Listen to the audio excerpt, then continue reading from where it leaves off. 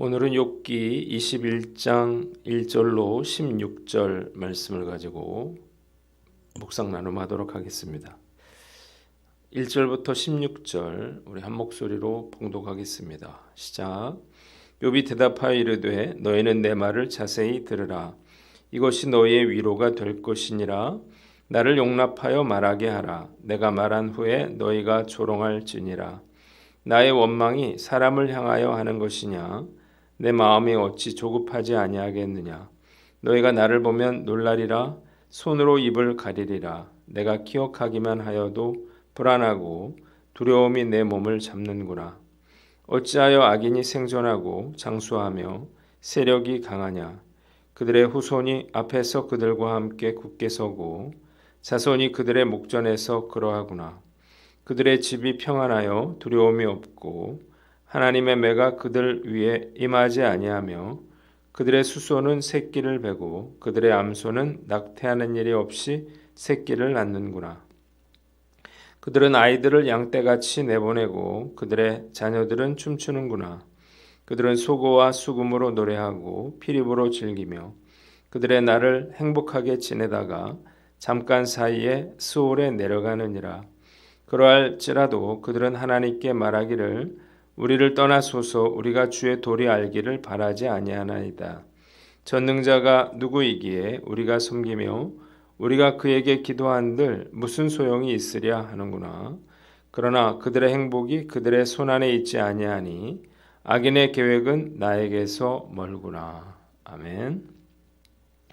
오늘은 욥기서 21장 말씀을 가지고 내가 말한 후에 조롱할지라 이런 제목으로 묵상 나눔하도록 하겠습니다. 오늘 본문 두 부분으로 나눠서 생각해 봅니다. 먼저 1절로 6절인데 3절 말씀을 봅니다. 한번 따라해 봅시다. 나를 용납하여 말하게 하라. 욥은 소발의 말에 반론을 펼치기에 앞서서 세 가지를 이야기를 합니다. 첫째로 먼저 내 말을 자세히 들어달라는 것입니다. 자신의 말을 들어주는 것이 그들이 그에게 줄 수 있는 위로라는 것입니다. 또 욥은 자신에게 말할 기회를 달라면서 조롱을 하려거든 내가 말한 뒤에 하라 이렇게 말합니다. 둘째로 자신의 원망이 사람이 아니라 하나님을 향하여 하는 것이라는 것입니다. 자신의 하나님께 대한 불평과 원망이 고통의 원인을 알 수 없고 하나님께서 그의 기도에 응답하시지 않는 것에 대한 조급한 마음에서 비롯된 것이라는 것입니다. 세 번째, 그가 처한 극한 형편을 주의 깊게 살펴봐 달라는 것입니다. 그들이 자신을 주의 깊게 살펴보면 놀라고 손을 입으로 가리우게 될 거라는 거예요. 만일 그들이 자신의 상황을 조금이라도 이해하려고 노력한다면 이렇게 자신에게 비난이나 정죄를 퍼부을 것이 아니라 크게 놀라 침묵할 수밖에 없을 것이라고 하는 말입니다. 한번 따라해 봅시다. 상대방의 말을 주의 깊게 들어주라. 욥은 친구들에게 제발 자기 말을 들어달라 이렇게 말을 합니다. 그가 이런 부탁을 하는 것은 그들이 자기 말을 듣고 생각을 바꿀 것이라 이렇게 기대해서가 아니었습니다. 단지 방해받지 않고 자신의 생각을 제대로 표현하기를 원했던 것입니다. 그들이 자신의 말을 주의 깊게만 들어주기만 해도 그것으로 위로가 될 것이었기 때문이었습니다. 상대방의 말을 우리가 주의 깊게 들어주는 것, 이건 너무나도 중요합니다. 잘 들어주는 것만으로도 큰 위로와 도움이 되기 때문이에요. 사람은 누군가에게 자신의 생각을 이야기하고 감정을 쏟아낼 때 후련함을 느끼게 되어 있습니다. 그런데 사실 잠자코 상대방의 말을 들어주는 것은 쉬운 일이 아니죠. 자꾸 충고하고 싶은 그러한 충동을 느끼게 되기 때문입니다. 그래서 상담이 정말로 어려운 것 같아요.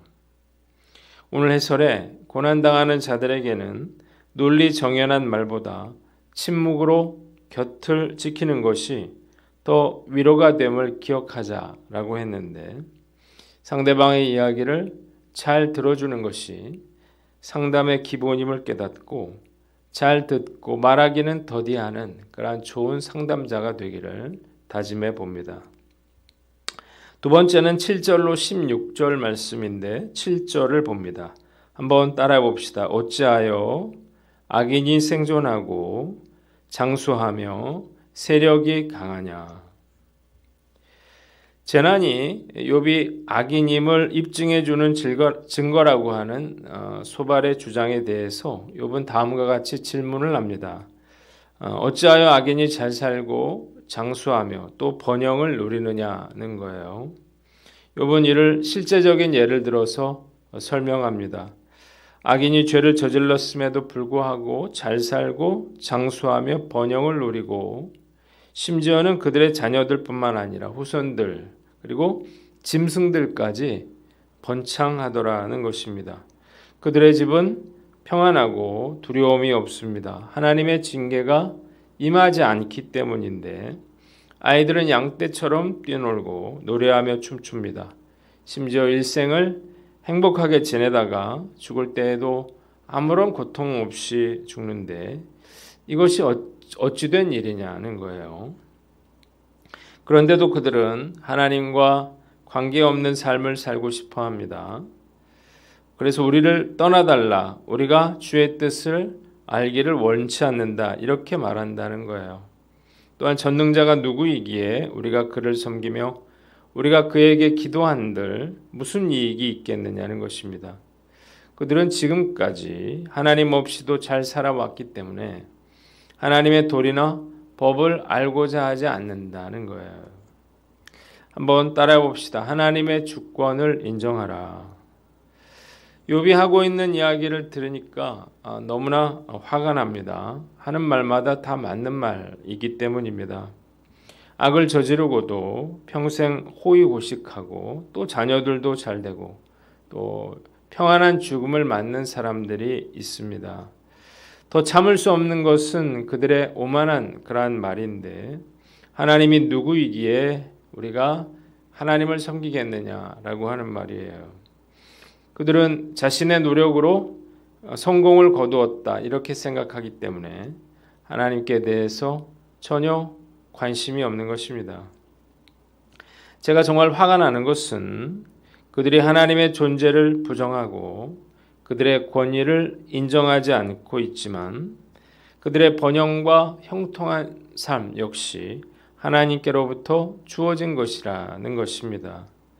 모든 인간의 생사화복이 하나님께로부터 비롯되었기 때문이에요. 하나님은 인간을 높이기도 하시고 낮추기도 하시고 번영하게도 하시고 망하게도 하시는 분이십니다. 그럼에도 악인들은 이 같은 사실을 전혀 알지 못하고 하나님을 부정하고 있는 것입니다. 욥이 얼마나 억울하고 또 분통했을지 충분히 이해할 수 있습니다.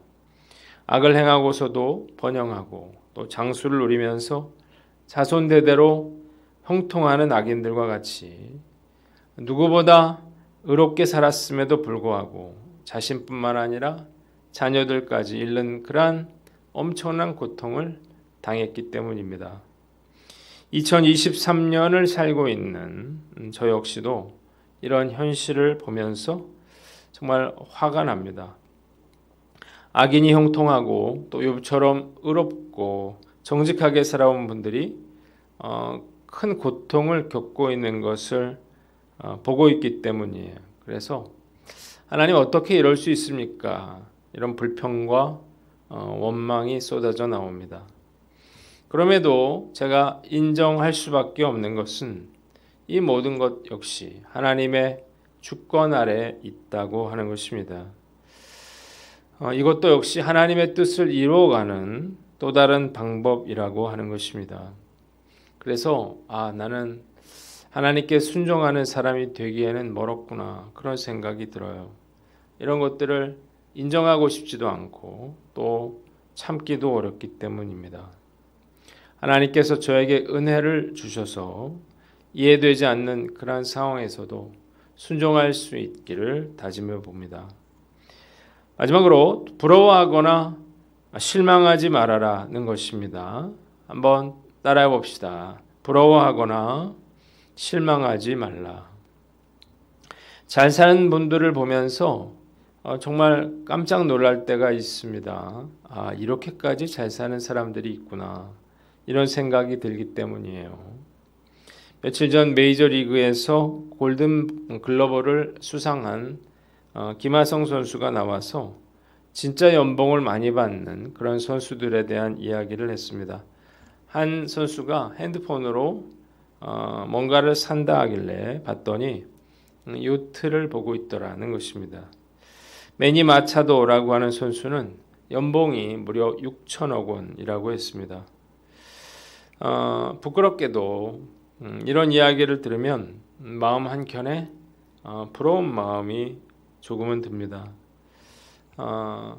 제 상황 때문에 그런데 사실 한 달 카드 결제하기도 버겁기 때문이에요. 특히 이번 달에는 뭐 장례식이라든지 결혼식이라든지 구제연금이라든지 이래서 정말 힘이 들었습니다. 제 딸의 기숙사비를 내야 되는 그러한 달에는 정말 괴로워요. 주님을 누구보다 열심히 섬기려고 노력한 나는 왜 이토록 힘들게 살아야 하는가, 이런 의문이 생기기도 합니다. 세상 사람들, 특히 악인들이 잘 먹고 잘 사는 모습을 보는 것은 자칫 믿음의 길을 걸어가는 신앙인들을 실망시키고 또 초라하게 만들 수 있습니다. 그러나 제가 분명히 알아야 할 것이 있는데, 나의 소망을 이 땅의 형통함과 번영이 아니라 영원한 삶에 두고 살아야 한다는 것입니다. 지금은 힘이 들어도 잠시 나그네 그러한 삶이 지나가면 천국에서 주님과 함께 하나님의 나라를 다스리며 영원히 살 날이 오게 되리라 믿습니다. 많은 믿음의 선진들이 이 믿음의 소망과 확신이 있기 때문에 그래서 끝까지 고난의 길을 달려갈 수 있었습니다. 저도 그들을 본받아서 헛되고 일시적인 악인의 형통함을 부러워하지 않고 또 삶이 어렵고 힘들어도 실망하지 않고 끝까지 믿음의 길을 달려나갈 것을 다짐해 봅니다. 기도하겠습니다. 주님, 경청하는 그러한 사람이 되게 하시고 천국의 소망을 가지고 두려워하거나 실망하지 않게 하여 주시옵소서.